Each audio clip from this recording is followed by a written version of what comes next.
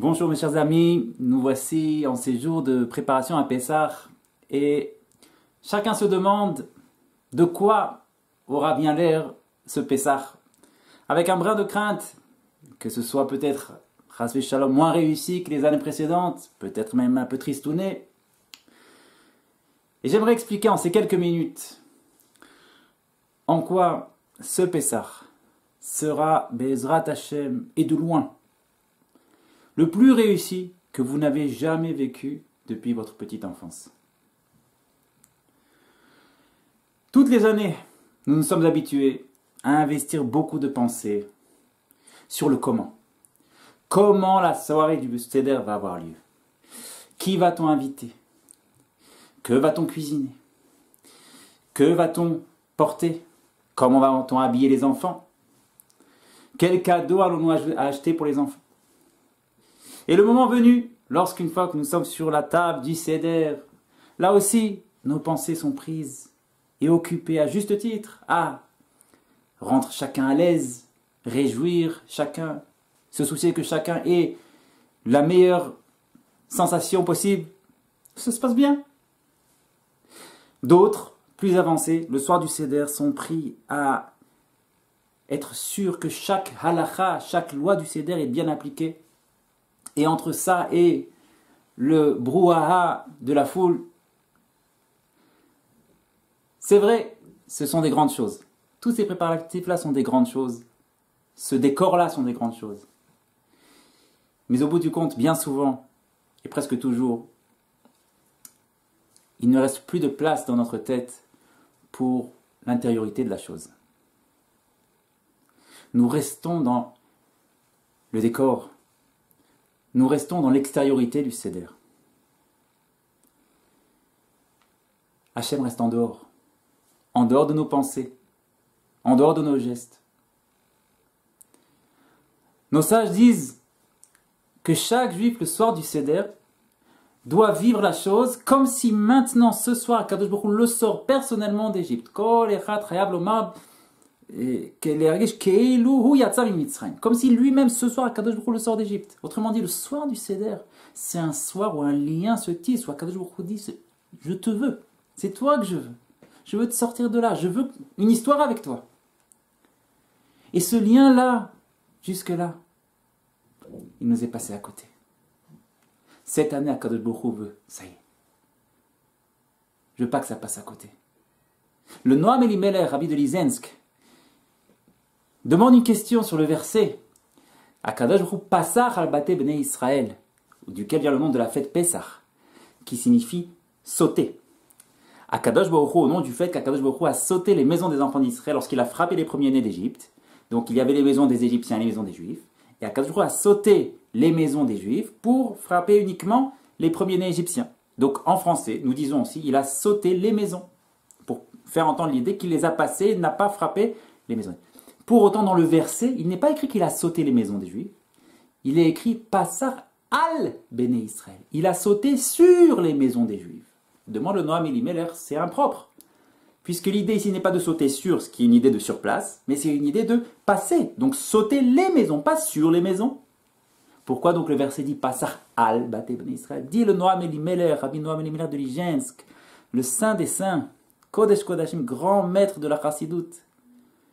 Quelque chose que nous-mêmes, nous n'aurions pas pu dire. Mais dit le Noam Elimelech que dans ce verset-là, il est écrit que lorsque les enfants d'Israël s'assoient autour de la table du Seder, Akadosh Baruch Hu Passar al Bate Bnei Israël. Il saute sur la maison de chaque juif. Il danse de joie sur la maison. Saute sur, pas saute les maisons, il saute sur, pas ça. Il danse de joie de voir ses enfants faire le Seder. Toutes les années, jusque-là, depuis notre petite enfance, Akadosh Baruch Hu dansait seul. Nous, on avait la tête ailleurs. Et cette année, Akadosh Baruch Hu a dit, ça y est, maintenant je ne veux plus danser seul. Je veux danser à deux. Je veux que toi, tu danses avec moi aussi. Je veux que le soir du Seder, tu n'aies pas ta tête ailleurs. Il n'y aura pas d'invités. Il y aura ce qu'il y aura. Les habits qu'il y aura. Les habits pour les enfants qu'il y aura. Le manger qu'il y aura. c'est secondaire.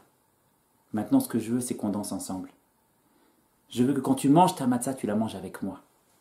Tu la manges devant moi. Tu vois que je suis fier de toi. Tu vois que je suis heureuse. Tu vives la chose. Que quand tu vas t'accouter pour boire tes verres de vin, tu les bois avec moi. Tu vois que je te regarde. Que je vois que tu fais ma volonté, que je suis fier de toi. Que tu le regardes, tu le vives. Je veux plus danser seul. Je veux danser avec toi. Jamais nous l'avons vécu jusque-là. Cette année, nous allons vivre. Ce Pessah sera plus grand que tous les Pessahs que nous avons vécu jusque-là. Et c'est là le moment d'adresser un message aux dames qui, en ces jours, préparent Pessah. Le Pessah qui va venir va être un Pessah hors du commun.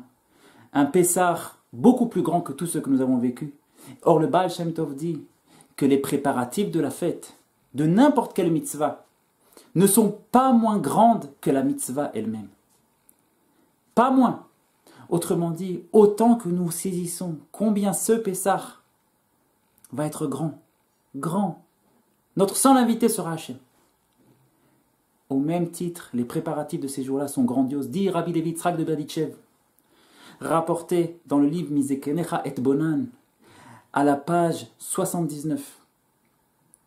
Nous dit le Rabbi Levi Yitzhak de Berditchev,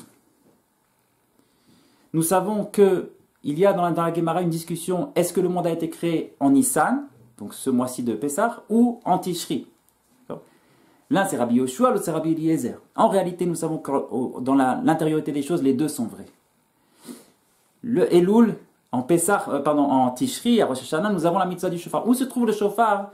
Donc, le mois de Nissan, dit Rabbi Levi Yitzhak de Berditchev, les bruits qui sortent des éponges, des femmes juives qui lavent pour Pessah, ces bruits-là, ces bruits des meubles qu'on bouge pour laver, les bruits du nettoyage de Pessah, dit Rabbi Levi Yitzhak de Berditchev, page 79 de Mizekenecha et Bonan, ces bruits-là, ce sont les bruits du shofar de Nissan.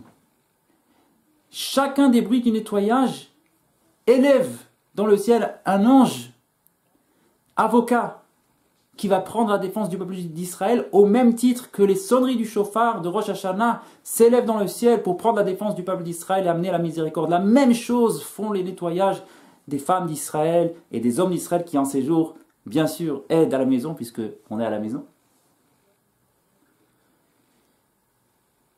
Et rajoute Rabbi Levi Yitzhak de Berditchev, vu la grande sainteté de ce nettoyage-là, dit-il, chaque femme s'occupant de ce nettoyage, de ces préparatifs-là, aurait dû à coup sûr atteindre la prophétie, le niveau de la prophétie. Tant grandes sont ces mitzvot-là de ces jours-là. Mais dit-il, la seule chose qui les empêche d'y arriver, c'est les nerfs et la colère.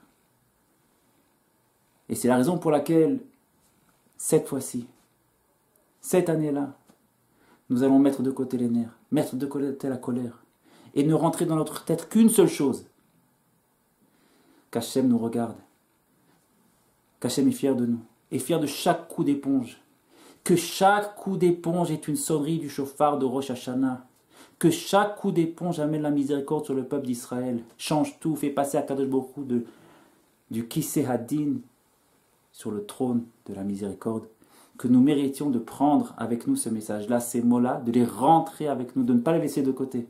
Ne pas les laisser de côté, non, les accrocher à notre tête, vivre ces préparatifs avec ces pensées-là, vivre le soir du Seder avec cet invité de marque que cette année, Be'ezrat Hashem, nous allons honorer.